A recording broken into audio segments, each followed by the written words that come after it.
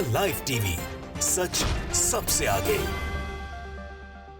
नमस्कार, आप देख रहे हैं द लाइव टीवी और मैं हूं आपके साथ मुनमुन रहमान। मणिपुर में हो रही हिंसा को लेकर लगातार विपक्ष बीजेपी को घेरने की कोशिश कर रहा है। विपक्ष लगातार ये मांग कर रहा है कि मणिपुर के हालातों को लेकर सर्वदलीय बैठक जो है वो जल्द बुलाई जाए और मणिपुर के हालातों पर चिंता जाहिर करते हुए उसे डिस्कस किया जाए। इसी के साथ यहाँ पर लगातार मणिपुर में हिंसा जो है लगातार भड़क रही है। अमित शाह ने पिछले दिनों दौरा भी किया, लेकिन उसके बावजूद भी मणिपुर में हिंसा थमने का नाम नहीं ले रही है। अब उस पूरे मामले में सोनिया गांधी का भी बयान सामने आ गया है। कांग्रेस नेता सोनिया गांधी ने एक वीडियो संदेश जारी करते हुए मणिपुर के हालातों पर चिंता व्यक्त की और मणिपुर के लोगों से शांति की अपील की। सोनिया गांधी के इस बयान के बाद ही सोनिया गांधी ने जैसे ही एक वीडियो संदेश जारी करते हुए मणिपुर के हालातों पर चिंता व्यक्त की और उनसे शांति बनाए रखने की अपील की, उसके बाद ही अमित शाह जो है वो एक्शन में आ गए और अमित शाह यहां पर सर्वदलीय बैठक बुलाने के लिए तैयार हो गए। यानी कि जिस सर्वदलीय बैठक बुलाने को लेकर विपक्षी सांसद लगातार बीजेपी पर दबाव बनाने की कोशिश कर रहे थे, लगातार बीजेपी को कह रहे थे कि सर्वदलीय बैठक जो है वो बुलाई जाए और उसमें डिस्कस किया जाए कि मणिपुर में किस तरह के हालात हैं, किस तरीके से उनको रोका जा सकता है। लेकिन इसे लेकर बीजेपी जो है वो कुछ खास रिएक्शन नहीं दे रही थी। लेकिन जैसे ही सोनिया गांधी ने वीडियो संदेश जारी करते हुए मणिपुर के लोगों से अपील की, अपनी चिंता जाहिर की, संवेदना व्यक्त की, वैसे ही होम मिनिस्ट्री जो है वो एक्शन में आ गई और होम मिनिस्ट्री की तरफ से ये कह दिया गया कि 24 जून को विपक्षी सांसदों की सर्वदलीय बैठक होगी जिसमें मणिपुर को लेकर जो है चीजें डिस्कस की जाएंगी। तो यहाँ पर आप देख रहे हैं कि सोनिया गांधी का राजनीति में क्या प्रभाव है। अब इस खबर के सामने आने से ही ये कहा जा रहा है, लोगों का ये मानना है कि सोनिया गांधी ने मणिपुर को लेकर चिंता व्यक्त की, अपनी संवेदना व्यक्त की, उसके बाद ही अमित शाह ने जो है सर्वदलीय बैठक बुलाने की जो है बात कही है, ऐलान किया है। यहाँ पर ये कहा जा रहा है कि सोनिया गांधी का जो प्रभाव है देश की राजनीति में वो आज एक बार फिर से देखने को मिल गया। उदाहरण के तौर पर आप मणिपुर का ही ले सकते हैं, जिसमें अमित शाह जो इतने दिनों से सर्वदलीय बैठक बुलाने के लिए तैयार नहीं हो रहे थे, विपक्ष की बातों को नजरअंदाज किया जा रहा था, वो अब सर्वदलीय बैठक बुलाने के लिए राजी हो गए हैं। आप अपनी स्क्रीन पर ट्वीट देख रहे हैं एएनआई का। इस एएनआई के ट्वीट में पहले तो सोनिया गांधी के वीडियो संदेश के बारे में बताया गया है। एएनआई के ट्वीट में लिखा है कि कांग्रेस संसदीय दल की अध्यक्ष सोनिया गांधी ने एक वीडियो संदेश जारी करते हुए कहा है कि जिस अभूतपूर्व हिंसा ने आपके राज्य मणिपुर में लोगों के जीवन को तबाह कर दिया है और हजारों लोगों को उजाड़ दिया है, उसने हमारे राष्ट्र की अंतरात्मा में गहरा घाव छोड़ दिया है। आगे सोनिया गांधी कहती हैं कि उपचार के मार्ग पर चलने का हमारा विकल्प आकार लेगा, जिस तरह भविष्य हमारे बच्चों को विरासत में मिलेगा। तो सोनिया गांधी एक वीडियो के जरिए जो है मणिपुर के हालातों को लेकर चिंता व्यक्त करती है और उसके बाद ही यहाँ पर देखिए एएनआई का दूसरा ट्वीट देखिए जिसमें बताया गया है कि सर्वदलीय बैठक जो है वो होगी और 24 जून को मणिपुर की स्थिति पर चर्चा करने के लिए सर्वदलीय बैठक होगी। यहाँ पर ट्वीट आप अपनी स्क्रीन पर देख रहे हैं। इस ट्वीट में लिखा है कि मणिपुर की स्थिति पर चर्चा करने के लिए केंद्रीय गृह मंत्री अमित शाह ने 24 जून को दिल्ली में सर्वदलीय बैठक बुलाई है। तो यहाँ पर आप देख रहे हैं कि सोनिया गांधी का राजनीति में क्या प्रभाव है और अभी भी उनकी बात की कितनी वैल्यू है। उन्होंने जैसे ही वीडियो संदेश जारी करके चिंता व्यक्त की, मणिपुर के लोगों से अपील की और वैसे ही अमित शाह ने ये कह दिया कि 24 जून को सर्वदलीय बैठक जो है मणिपुर के हालातों की स्थिति पर चर्चा करने के लिए बुलाई जाएगी। इसी के साथ सोनिया गांधी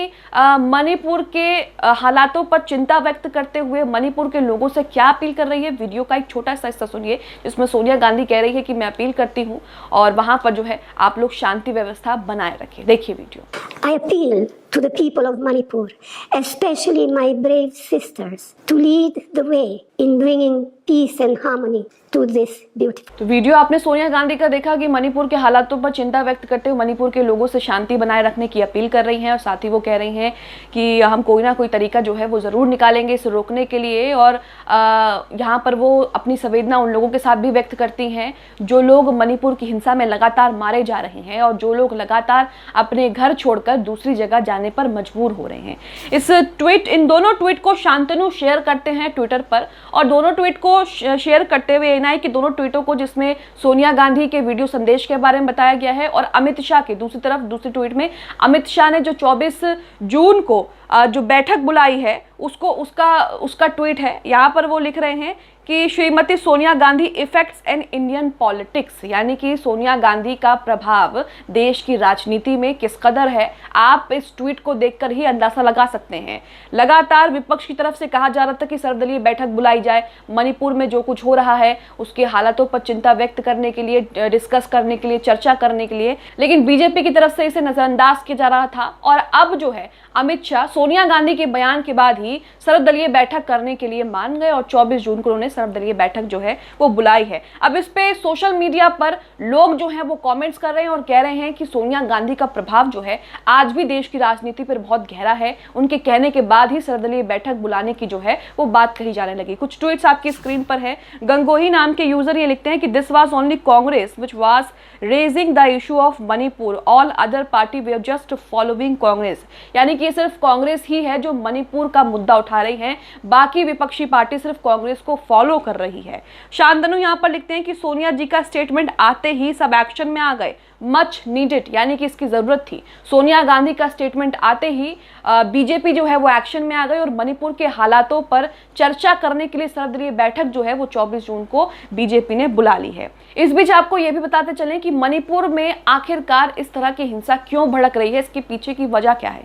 तो मणिपुर में कुकी और मैते ये दो समुदाय हैं, दोनों ही समुदाय का वर्चस्व मणिपुर में ज्यादा है और दोनों ही समुदाय के बीच लड़ाई से विवाद हुआ और ये विवाद जो है वो हिंसा में तब्दील हो गया। लगातार दोनों समुदाय में भड़क रही इस हिंसा को लेकर लोग जो है लगातार प्रधानमंत्री मोदी से भी दखल की मांग कर रहे हैं। हालांकि इसे लेकर भी विपक्ष ने पीएम मोदी और अमित शाह को खूब घेरा कि पीएम मोदी जो है वो सिर्फ मन की बात करते हैं लेकिन मणिपुर के हालातों का जायजा नहीं ले रहे हैं। वहीं दूसरी तरफ अब सर्वदलीय बैठक होगी जिसमें मणिपुर में जो कुछ हिंसा हो रही है उसे लेकर चर्चा होगी। आपको बता दें कि मणिपुर में हिंसा को 50 दिन पूरे हो चुके हैं। 50 दिनों से मणिपुर हिंसा की आग में जल रहा है। हालत ये हो गई है कि मणिपुर में बीजेपी नेताओं के घरों को निशाना बनाया जा रहा है, उनके घरों पर हमले किए जा रहे हैं, उनके काफिले पर हमले किए जा रहे हैं।